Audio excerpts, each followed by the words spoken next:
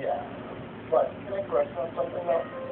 Conan the Barbarian is not a remake, but it's a reboot because it's not the same story as the original. So, you know, just FYI, maybe before you do a movie review, you should check your facts. Idiots. I only need to know one fact. James Earl Jones is not Edward James Olmos. So, that's fact two. Wrong! Shit. Regardless of all the disappearances, set you right there in the center next to his house. I really hate to be the one to tell you this, but that guy, your neighbor, Jerry, he's a vampire. So Fright Night is a movie about a high school kid who discovers that a vampire moved in next door. Dun, dun, dun. So, Fright Night, what did you think about it? Well, I liked the original Fright Night a lot. It's not a great movie, but it's a fun horror movie. It's a lighthearted horror movie. It's kind of like the perfect sort of like Halloween party movie. I think of it like movies like Creepshow, where they're not very intense, not very dark. They're just sort of fun. And this movie kind of seemed to be going for that same sort of tone, but everything they changed to sort of justify it being a remake was for the worse, pretty much. A lot of the elements that are in the first movie make it a more cohesive story than this version. That's what I noticed about the movie right off the bat, is that it was very bland, and that there were interesting creative elements, like the Las Vegas showman, the vampire hunter character, and I was like, oh, that's kind of neat, and then it's like, oh, not really. And it doesn't go anywhere. What you guys mentioned about the original was that that character was like a horror movie host, and that Charlie, the main character, was kind of a nerdy guy who's into horror movies.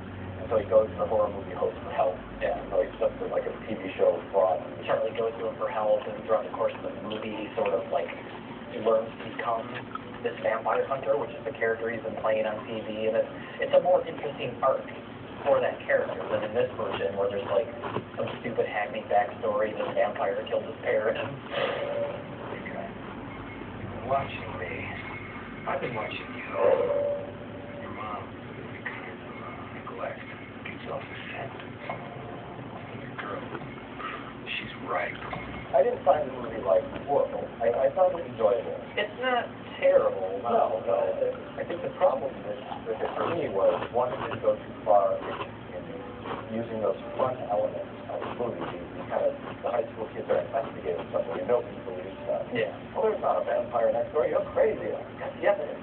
Let's go. Yeah. Lights and movies, all that kind of stuff is I thought could have been fun, but yeah, it played sort of bland. Yeah, those elements are in the original. The original plays out more as a mystery a bit. It's more of sort of a rear window vibe to it. Okay. There's a lot of stuff early on with Charlie, like looking out his window and seeing like a coffin getting moved into the neighbor's house in the middle of the night. And really sort of like classic, horror movie stuff. Yeah. Colin Firth played sort of a generic villain. But by the way, why was Colin Firth in this movie? I don't know. It was interesting casting. I mean, why would Colin Firth pick this film after just winning an Oscar for the King's Speech?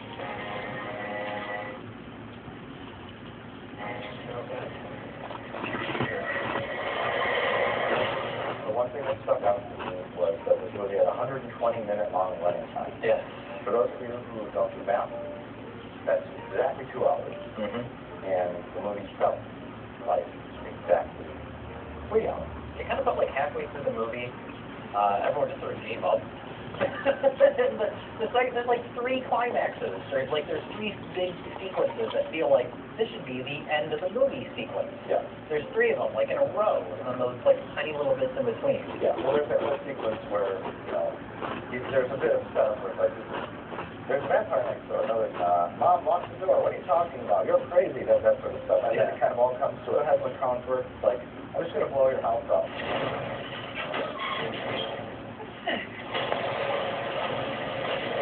That particular scene comes off as like a desperate act of the villain at the last act. Exactly. Yeah. I'm like, is this the climax? And then after a while, I realized, oh, this is only like the second act. What were you calling it? Start and stop. Start and stop. Yeah. Where it's like, I guess you could call it the returning king syndrome as well. Yeah. We're all kind of, yeah. Roll credits? I'm gonna end him or he's gonna end me. That's how it's gonna be. So, Fright Night, did you enjoy it overall? It was all right. It was all right. As someone that's a big fan of the original, this is sort of like the same story, just not told as well. So yeah, I don't want to give the wrong impression. I enjoyed this movie. I did not hate it. I had fun watching it. It felt long. Yeah. There were some interesting scenes. I like the scene when it's, you know, sort of obvious, but I like the scene when he's trying to get into his house to get the beer. Oh, yeah. And he has this like really lame setup. Like, how many beer? I got a chick coming over. Yeah. And he's like, yeah. And then he drops the beer on the ground and he's like, tell me to come in and help you. No. Yeah. And it went on really long. It did. It went on longer than it needed to be, almost twice as long as that scene needed to be. But it was a fun little tense scene. Yeah. And there was a couple of moments like that. And I liked the ending. Conveniently, there was a stake that was blessed by St. Michael or whatever. The magic plot device stake is called. The magic plot device stake that if you kill the head vampire, all other vampires revert to normal people. And then the girlfriend character gets bitten and she becomes a vampire. So there is a way to save the girlfriend. Yeah, very convenient. Yeah, but when they bit her, they had not introduced that yet. So it was like, oh, you know, I've got to save her. And on a story level, that really raised the stakes.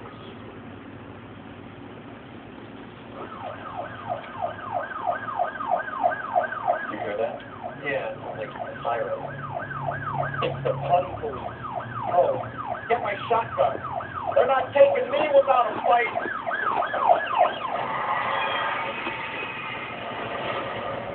Our next film is Conan the Barbarian, a touching coming-of-age tale about a young boy learning to deal with the death of his parents by hitting other people with a giant sword. Over the years, he becomes a man and learns that he doesn't always have to hit people with a giant sword, just most of the time.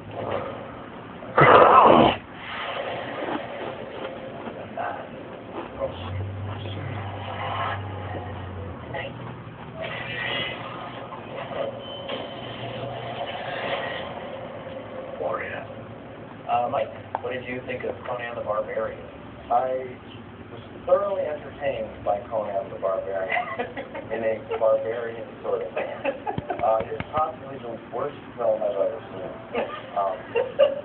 In screenplay terms. Yeah. It's the most simplistic screenplay I think I've ever witnessed on screen. Conan's a boy, his father dies. There's the guy that killed his father, and he's got to get him.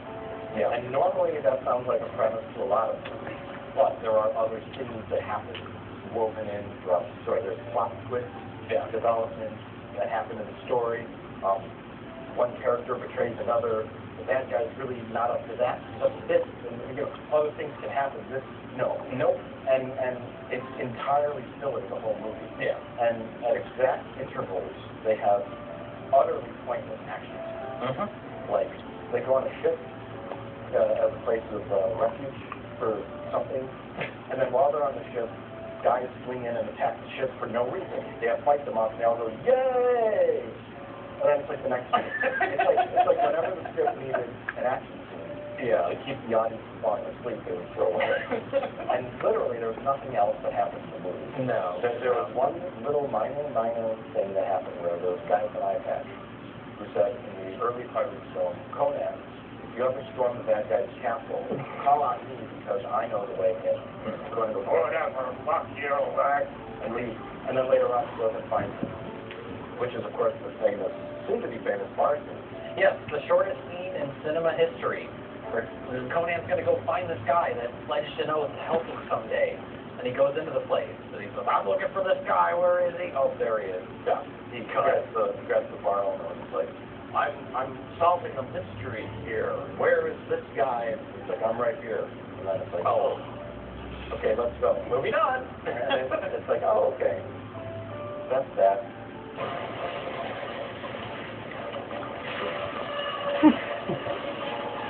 But Conan is also the best comedy I've seen all summer. Yeah. And I've seen a few comedies, but that was the one that had the most genuine laughs. I laughed harder and more often in this movie than anything in a long time. Yeah. Our friend Rich Evans saw the film with